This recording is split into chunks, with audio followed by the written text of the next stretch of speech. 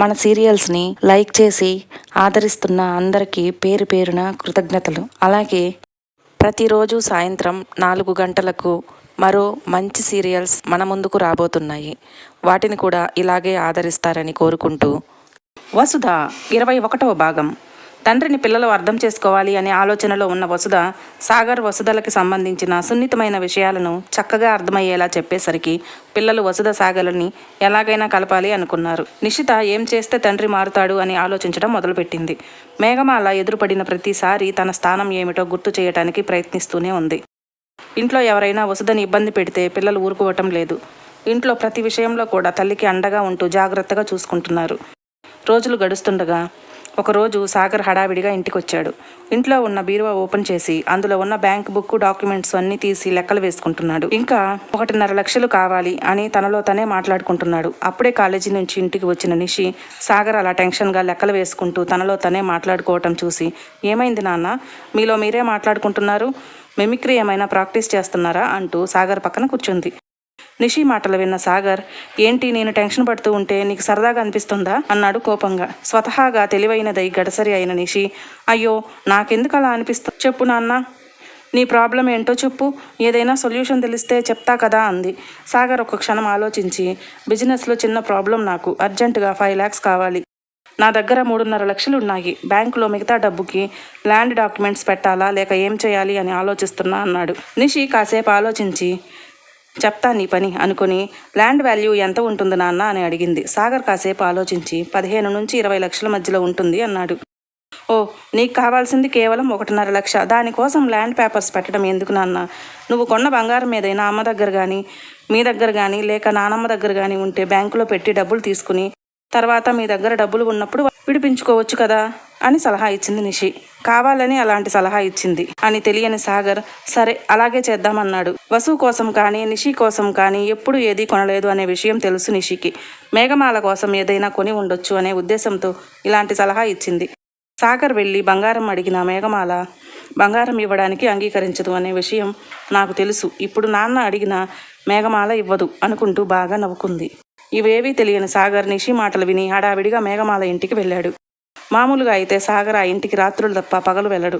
ఆ టైంలో వచ్చిన సాగర్ని చూసి, ఏంటో వేళకాని వేళ వచ్చారు దొరవారు, ఏంటి ఈ సమయంలో నేను గుర్తొచ్చానా అంటూ సాగర్ పక్కన కూర్చుంది మేఘమాల. హే పక్కకు జరుగు, నా టెన్షన్లో నేనుంటే నీ గోల ఏంటి అంటూ కసురుకున్నాడు సాగర్. అబ్బా అయ్యగారు చాలా ఘాటుగా ఉన్నారు, ఏంటి సంగతి అంది మేఘమాల.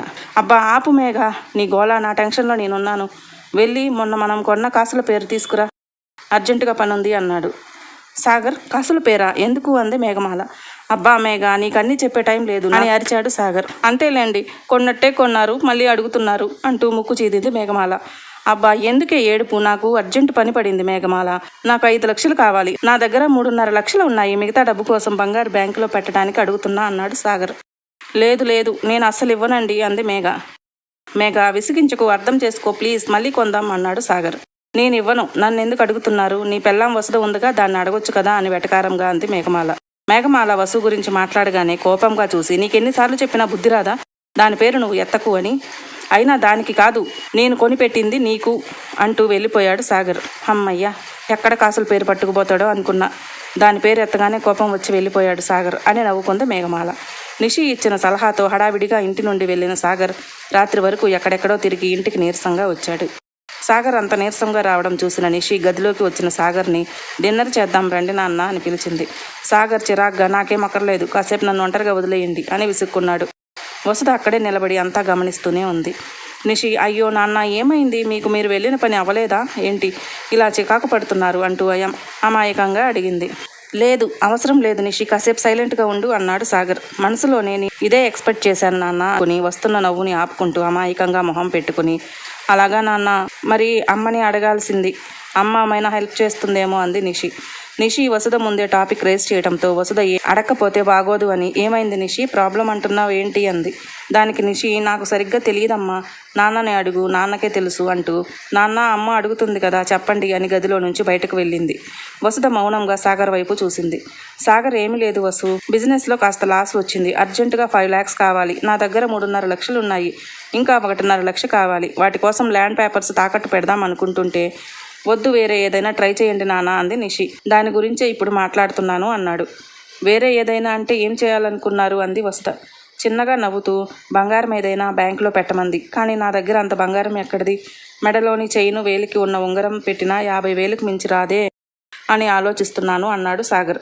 అంతా విని చేతికున్న గాజులు తీసి టేబుల్పై పెట్టి, వీటిని అమ్మేయండి, మీకు ₹1,00,000 వరకు రావచ్చు అంటూ బయటకు వెళ్ళబోయింది వసుధ. ఆగు Vasu, thank you so much. నేను అడగకుండానే నాకు సహాయం చేస్తున్నావు. ఎందుకు అన్నాడు సాగర్. వసుధ విరక్తిగా నవ్వింది. వసుధ అలా నవ్వేసరికి, వసు, నాకు తెలుసు ఇవి మీ నాన్న జ్ఞాపకార్థం అని. అయినా నా కోసం ఇచ్చావు అంటే నేను అర్థం చేసుకోగలను అన్నాడు సాగర్. వసుధ ఒక్క నిమిషం గట్టిగా శ్వాస తీసుకుని సాగర్ వైపు తిరిగి సాగర్ కళ్ళలోకి సూటిగా చూసింది. సాగర్ ఒక్క క్షణం భయపడిపోయాడు. చూడండి, నేను ఈ గాజులు ఇవ్వటానికి కారణం ప్రేమో, ఇష్టమో, లేకో ఇంకొకటో కాదు. భార్యాభర్తలిద్దరూ వేరు కాదు. ఇద్దరిలో ఏ ఒక్కరి పరువు పోయినా ఇద్దరికీ అవమానమే. ఆ విషయం మీకు ఎప్పటికీ అర్థం కాదు. మీకు నాకు ఎలాంటి సంబంధం లేదు అని మనిద్దరికీ మాత్రమే తెలుసు. కానీ సమాజంలో మనిద్దరం భార్యాభర్తలం. అలాంటప్పుడు మీ పరువు పోతే ఆవిడ భర్త అలా అంటారు. అది నాకు ఇష్టం లేదు, అందుకే ఇచ్చాను. ఇంకో విషయం, మీరు మళ్ళీ ఎంత త్వరగా వీలైతే అంత త్వరగా కొత్తవి చేయించండి. నాకు కూతురు ఉంది, అది ఎదుగుతుంది. దానికి కనీసం నేనైనా పెట్టుకోవాలిగా. తండ్రిగా మీకు ఎలాగూ బాధ్యత లేదు అంది వసుధ. వసుధ మాటలకు సాగర్ సిగ్గుతో తలదించుకున్నాడు. గది బయటే ఉండి అంతా విన్న నిషి, సారీ అమ్మ, నిన్ను బాధ పెట్టాలని కాదు, కానీ తప్పట్లేదు. నాన్న మారాలి, మరి మీ ఇద్దరూ సంతోషంగా ఉండాలి. నాన్న మారాలి అంటే నీ విలువ నాన్నకు తెలియాలి అనుకుంది. సాగర్ వసుధ గాజులు అమ్మేసి తన సమస్యను పరిష్కరించుకున్నాడు. కాసుల పేరు అడిగి వెళ్ళిన తరువాత సాగర్కి మేఘమాల 10 రోజుల వరకు ఫోన్ కూడా చేయలేదు. పైగా సాగర్ చేస్తే కొడుకుతో మాట్లాడించేది.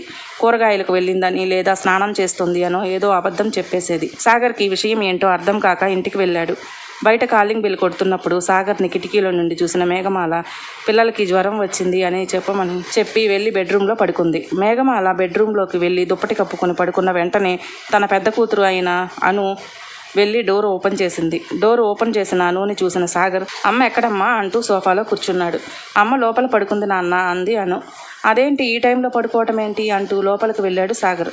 సాగర్ గదిలో దుప్పటి కప్పుకొని పడుకున్న మేఘమాలని చూసి, ఏమైంది మేఘ, ఈ టైంలో ఇలా పడుకున్నావు, ఒంట్లో బాగోలేదా ఏంటి అంటూ భుజం మీద చెయ్యి వేశాడు. సాగర్ భుజం పైన చెయ్యి వేసిన వెంటనే అప్పుడే లేచినట్లుగా పైకి లేచి కళ్ళు నులుముకుంటూ, మీరా, ఎంతసేపు అయిందండి వచ్చి? కాస్త ఒంట్లో నలతగా అనిపిస్తే పడుకున్నా అండి అంది. అయ్యో, ఇప్పుడు ఎలా ఉంది మేఘ, హాస్పిటల్కి వెళ్దామా మరి అన్నాడు సాగర్. పర్లేదండి, టాబ్లెట్ వేసుకున్నాను, ఇప్పుడు నేను బాగానే ఉన్నాను అంది మేఘమాల. సరే, భోజనం చేద్దు గానిలే అంటూ తనే స్వయంగా తినిపించాడు సాగర్. కాసేపు మేఘమాల వాళ్ళ ఇంట్లోనే గడిపిన సాగర్ 11:30 అవుతుండగా ఇంటికి వెళ్ళాడు. 8:30కి తన ఆఫీసు నుండి వెళ్ళిపోయిన సాగర్ 11:30కి ఇంటికి రావడంతో అప్పటి వరకు తండ్రి కోసం ఎదురు చూస్తున్న నిషి, ఎక్కడికి వెళ్ళారు నాన్న, ఇప్పటి వరకు ఎక్కడున్నారు అని అడిగింది. అదేంటి నిషి కొత్తగా అడుగుతున్నావు, నేను ఆఫీస్లోనే ఉన్నాను, అయినా నువ్వేంటి ఇంకా పడుకోలేదు అన్నాడు సాగర్. ఇంటికి ఎందుకు లేటుగా వచ్చారు నాన్న అని అడిగిన నిషితకు తన తండ్రి చెప్పిన సమాధానం ఏమిటి? వసుధ ఎవరి గురించి ఆలోచిస్తూ ఉంటుంది? మరో భాగంలో తెలుసుకుందాం. మన వీడియోలు మీకు నచ్చినట్లయితే ప్లీజ్ లైక్ చేయండి, షేర్ చేయండి, సబ్స్క్రైబ్ చేసుకోవటం మాత్రం మర్చిపోకండి. Thank you.